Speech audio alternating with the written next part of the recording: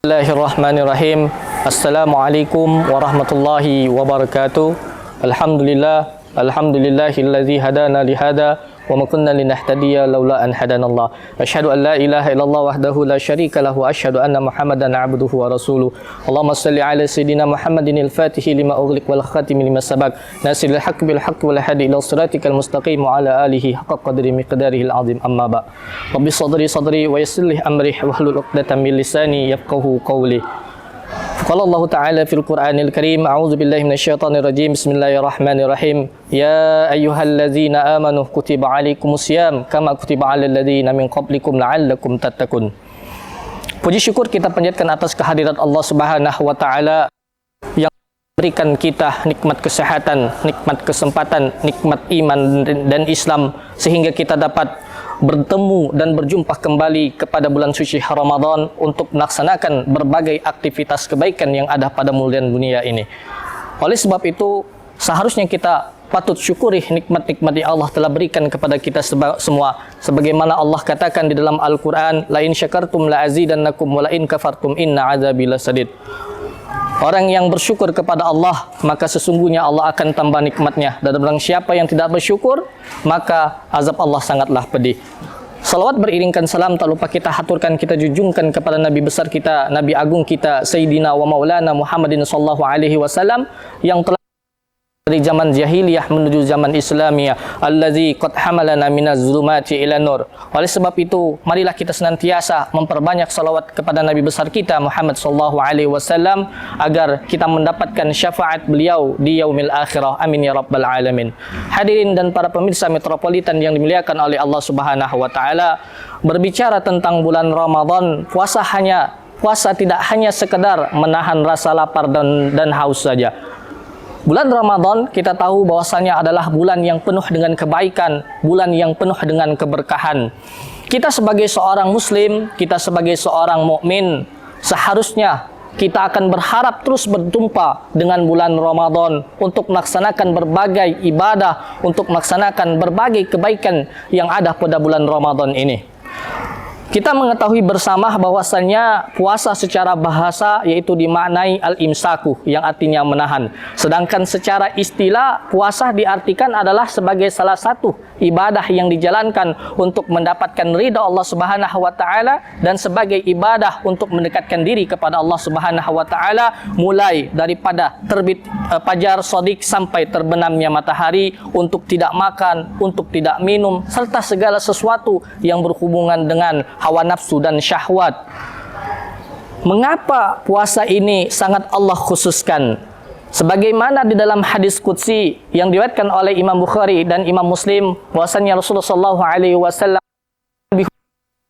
qala Rasulullah sallallahu alaihi wasallam, qala Allah kullu amali ibni adam lahu illa siyamah fa innahu li wa ana ajzi bihi.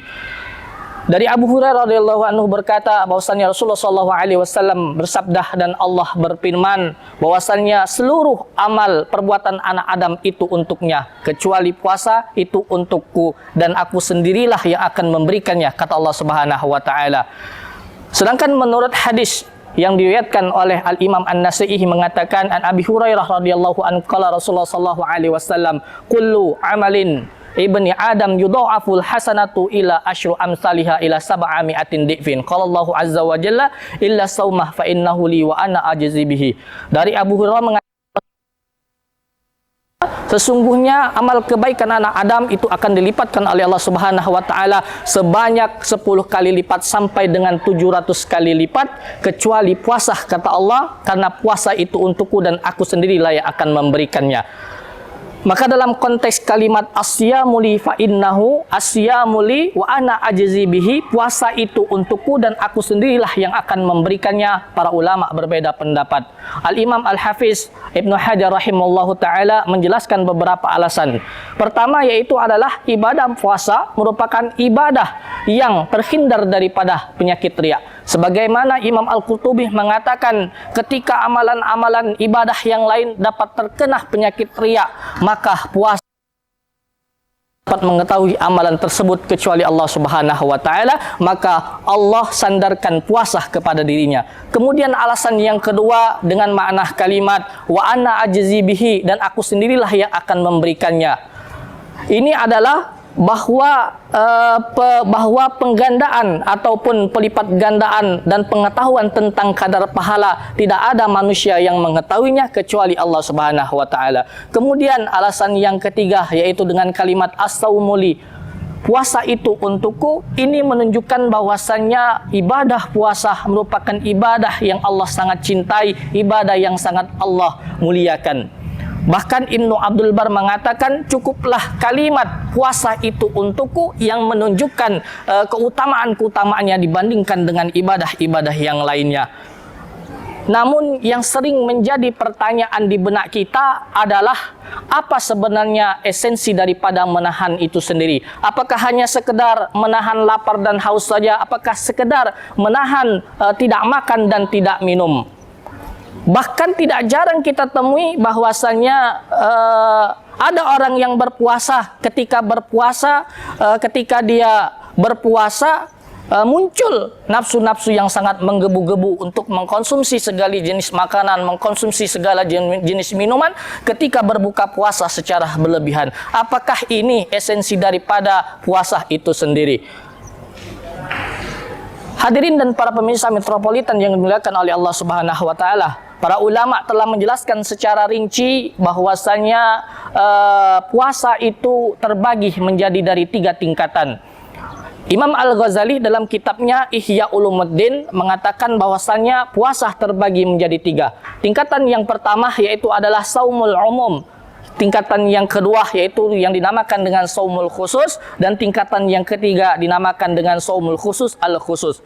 Adapun tingkatan yang pertama yaitu saumul umum, yang artinya adalah puasa ini hanya dimaknai hanya sekedar tidak makan dan tidak minum saja, tetapi tidak mencangkup daripada aspek spiritual, hanya dan tingkatan yang kedua yaitu saumul khusus adalah tingkatan yang dimaknai bahwasanya kita harus menjaga segala anggota badan kita, menjaga mulut kita, menjaga telinga kita, menjaga kaki kita, menjaga tangan kita agar tidak bermaksiat kepada Allah. Kemudian tingkatan yang terakhir yaitu adalah tingkatan saumul khusus al-khusus. Tingkatan puasa ini merupakan tingkatan yang paling tinggi di antara tingkatan-tingkatan puasa yang lainnya, di mana puasa ini dimaknai adalah sebagai puasa hati, menahan anggota tubuh, menahan perasaan, menahan segala, menahan hati untuk tidak lalai dari Allah Subhanahu wa taala. Hadirin dan para pemirsa Metropolitan yang dimuliakan oleh Allah Subhanahu wa taala, Al-Imam Al-Ghazali memberikan syarat-syarat bagaimana cara kita berpuasa khusus itu. Yaitu yang pertama, kita harus berpuasa mata, melihat dan tidak melihat daripada hal-hal yang diharamkan oleh Allah Subhanahu wa taala. Kemudian syarat yang kedua, kita harus menjaga lisan kita agar tidak berbuat ghibah, agar tidak berbuat anima, adu domba, berkata jorok, berkata bohong dan lain sebagainya. Kemudian syarat yang ketiga yaitu adalah menahan telinga kita dari mendengarkan hal-hal yang dilarang oleh Allah Subhanahu wa taala seperti mendengarkan ghibah dan lain sebagainya. Kemudian syarat keempat yaitu kita harus menjaga seluruh anggota tubuh kita daripada hal-hal yang subhat, yang tidak jelas keharamannya, yang tidak jelas kehalalannya. Karena karena Rasulullah SAW bersabda, banyak orang yang berpuasa tidak mendapatkan apa-apa kecuali hanya mendapatkan lapar dan haus saja. Ini merupakan bahwasannya mereka tidak menjaga daripada seluruh anggota badannya. Kam min shaimin laisa lahu min syiyami ilal ju'i wal atas. Kemudian syarat yang kelima yaitu adalah menyedikitkan makan ketika berbuka puasa. Tujuan daripada puasa yaitu adalah mengurangi kekuatan syahwat, mengurangi hawa nafsu yang merupakan sebagai media syaitan untuk menjerumuskan manusia ke dalam dosa. Kemudian syarat yang keenam yaitu adalah hatinya merasakan perasaan campur aduk antara perasaan takut, antara perasaan khawatir akan ibadahnya, agar ibadah puasanya tidak diterima oleh Allah Subhanahu wa taala. Hadirin para pemirsa Metropolitan yang dimuliakan oleh Allah Subhanahu wa taala, inilah 6 syarat puasa khusus menurut Imam Al-Ghazali agar kita berpuasa tidak hanya sekedar menahan rasa lapar dan haus saja. Mudah-mudahan Allah Subhanahu wa taala memberikan rahmat dan karunia kepada kita semua, dan mudah-mudahan Allah Subhanahu wa taala menggolongkan kita ke dalam puasa, yaitu puasa yang khusus. Amin ya rabbal alamin. Undur maqalah wala tandur man qala. Lihatlah apa yang disampaikan dan jangan lihat siapa yang menyampaikan. Wallahu muwaffiq ila aqwamit thariq. Assalamualaikum warahmatullahi wabarakatuh.